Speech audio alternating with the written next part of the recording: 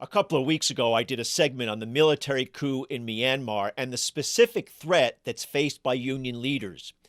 The coup is still ongoing, and as you probably know, the military has shut down all independent communication efforts.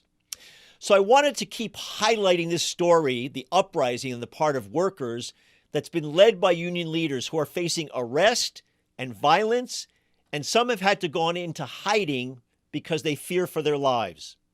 So, to give us more insight on what is going on in Myanmar, it's fantastic to welcome Kiang Zar. Kiang Zar is the treasurer of the Confederation of Trade Unions in Myanmar, that acronym is CTUM, and the president of the Industrial Workers Federation of Myanmar, which is the manufacturing and garment worker affiliate of the CTUM, and it's the largest garment worker union in Myanmar. So I thought where we would start is ask you in a brief conversation a little bit about the Industrial Workers Federation of Myanmar, which you are the president of. Tell us a little bit about that union. Who belongs to the union, and what kind of workers in what kind of industries do you have? In the Industrial Worker Federation of Myanmar, our member are from garment sector, garment, shoes, leathers, and household products like pipe and bag, some manufacturing mainly. And how many members do you have in that union? Yes, union. Our unions are based at the factory level. So we have about 50 factory now. We lost a lot of members during the COVID-19 because of the COVID-19, yes. But now we have about 50 factory-based unions. And am I right that many of these workers in the past have not been paid a lot of money? Many of the garments that people in the United States and other places wear come from countries like Myanmar, where big corporations, global corporations, use the places to make their garments because they can pay the workers very little. But I assume the unions have helped raise the wages. Yes, one of the bargaining demand from the workers and union to the employer was increased salary. On the minimum pay, or they went on the others title like production bonus or any others increasement, something like that. So all the factories where our members exist, they have this kind of wage negotiation in their factory. So what's the average wage of your members, just approximately in dollars, if you can make that comparison, during the day or a month? Average is every factory, we make sure every factory receive minimum wage, plus the others extra pay are different in different factories. But I will say they are getting $20, from $20 to $50 above the minimum pay. Per month? Yes. Okay. So as I understand what you're saying, it's about $50 above the minimum wage per month. Yes. It is include like attendance bonus and production bonus, and some factory pay as a piece rate based on how many pieces they produce. So what is the minimum wage in Myanmar so we can make the comparison? In Myanmar, minimum wage is in Myanmar 4,800 jet, it is equivalent to about $3.5 a day for 8 Three, hours. Very three, low, yes. yes. So $3. $3.5, yeah. $3 or $3.5 based on the exchange rate per day for Per 8 day. hours, I working see. hours. Okay. So your union is able to negotiate above that minimum level about $50 a month on top of that minimum wage. Yes, $20 to $50. Okay. So now let's go to the question of the situation now with the coup. One of the things that I understand about the role of the military in Myanmar is that they're actually like a business. It's not just a military like in the United States with the Pentagon or in Germany where you are now. The military in Myanmar runs big parts of the economy, right? They make money by controlling these companies. Yes, they are doing businesses in many sectors. And so they have an economic interest in controlling the country as well as a political interest, right? Yes, we can say that. Okay. And so since the coup began, and now it's almost 4 weeks, what has the military done in terms of the direct attack against unions, leaders like yourself, your fellow leaders, union members? What steps have they taken to attack the unions and either arrest them or detain them? Explain to us a little bit what's happening.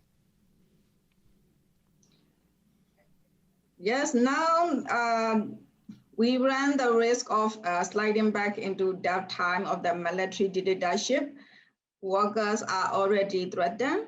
Union leaders are starting to be targeted. On 21st of February, the president of Bedding and Woodworker Federation was surrounded in his house by military forces, but the neighbors protected in time.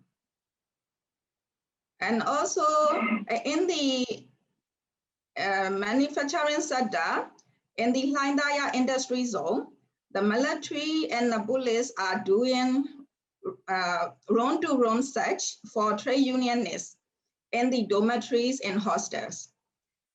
Even the hostel owners say there are no trade unionists, but the police trying to break down the doors.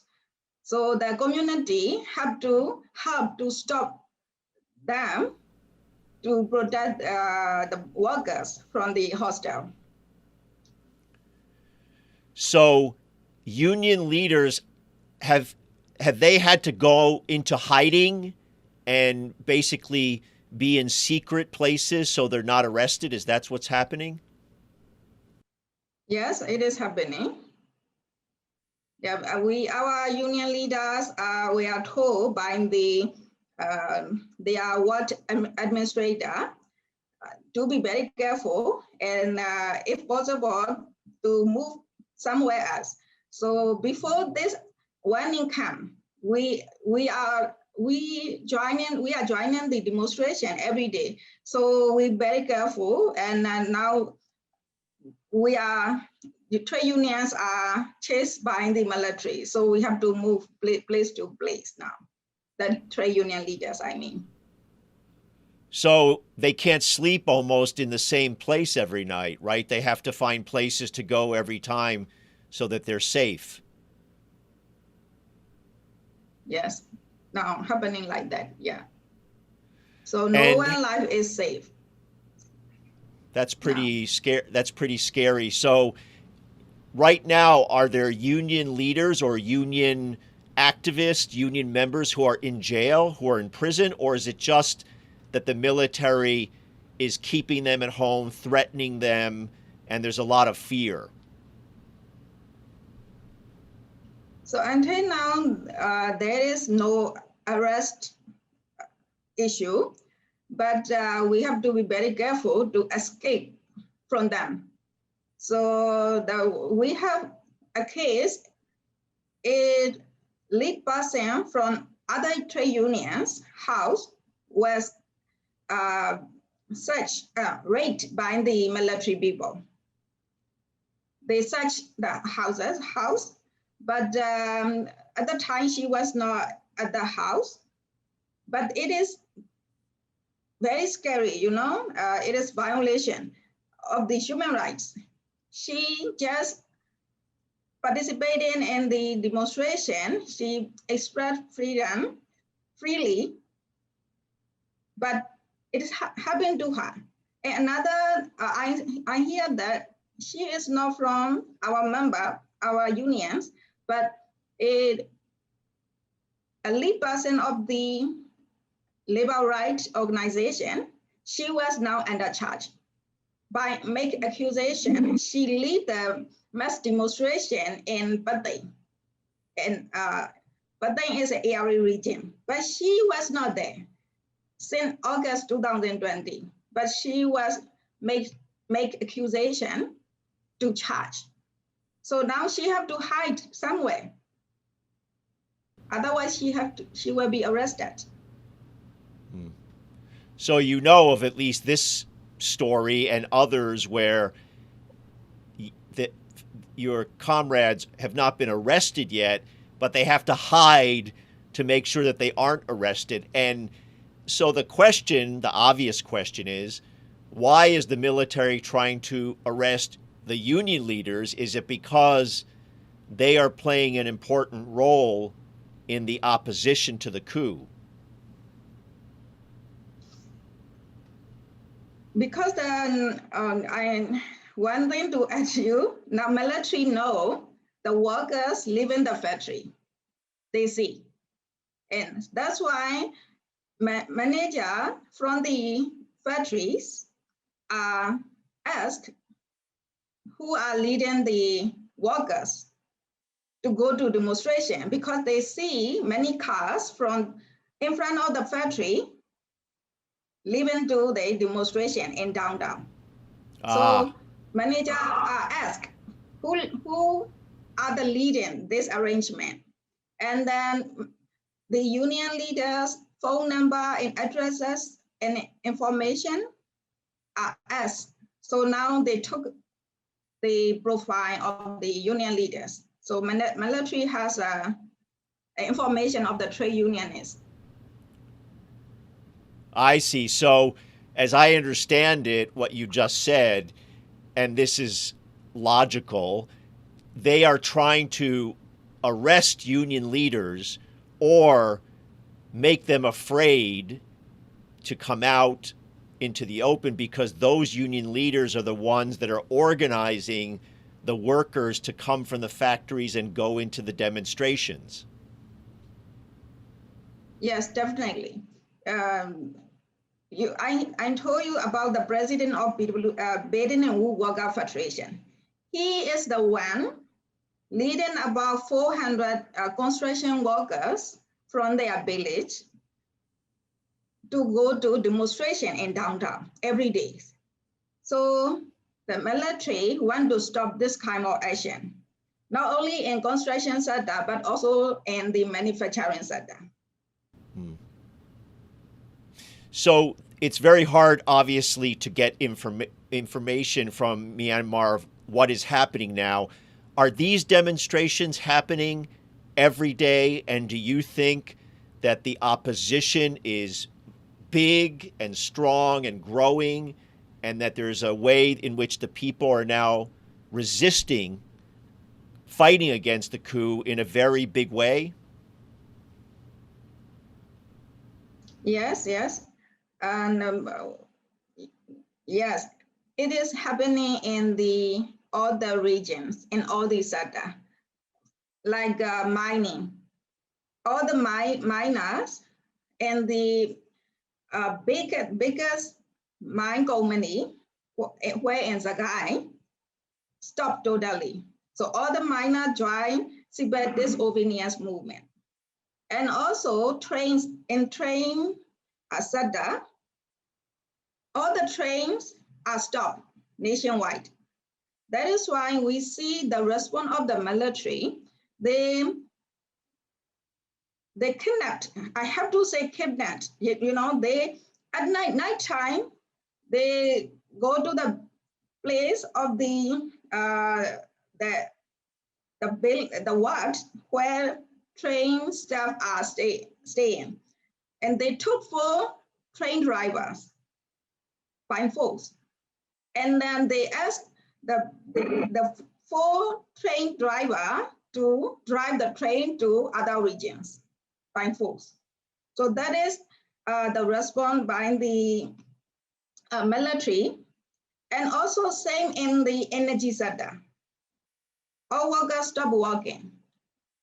So that's why military is angry and they are targeting the lead person of the sector. They are trying to arrest them. Yes, now today, as of today, there are more than 600 people, including the workers, are arrested. So there are at least 600 people arrested, workers who went on strike? Including workers and politicians. Yes, some are who lead in the strike. Some are the lead person of the doing civil disobedience movement in their offices, in their setup. Some are politicians. Some are adults, doubters, and teachers. Mm-hmm. So the strategy for the unions, and this is why the unions are so important, is to stop the work in all these sectors: energy, transportation, the mining, and in other areas. And this will make the coup hopefully fail because the economy will be shut down. Yes, but even though there is no trade unions, it is happening. It is happening. So in where the trade union exists, they can do collectively at once, like the mining and energy, so like that. But the other sector, like the health sector and the ministries, the government staff, they are joining CDM. Gradually, the numbers are increasing. Mm. Also, bankers are joining the civil disobedience movement. So all the banks are closed. Almost all the banks are closed, even though there is no union there. So even where unions don't represent workers, the people are rising up and striking on their own in banks and in other places. So together with the industries where you have unions, that's a very big number of people who are refusing to work. Yes. So the last question I'll ask you is, do you feel optimistic that this will result in the coup being defeated, that the people rising up and striking with the union's help and support and participation will end the coup? Yes, I have this belief. So we decided, our members in all the sector are decided we will fight to defeat the military until we win. Well, we wish you all the best. And obviously, if there are things that people can do to support what your struggle is about, we certainly will continue to talk about this on this show. And we wish you all the luck in your struggle and your fight for justice and democracy. Thank you for being on the show. Thank you. Thank you very much.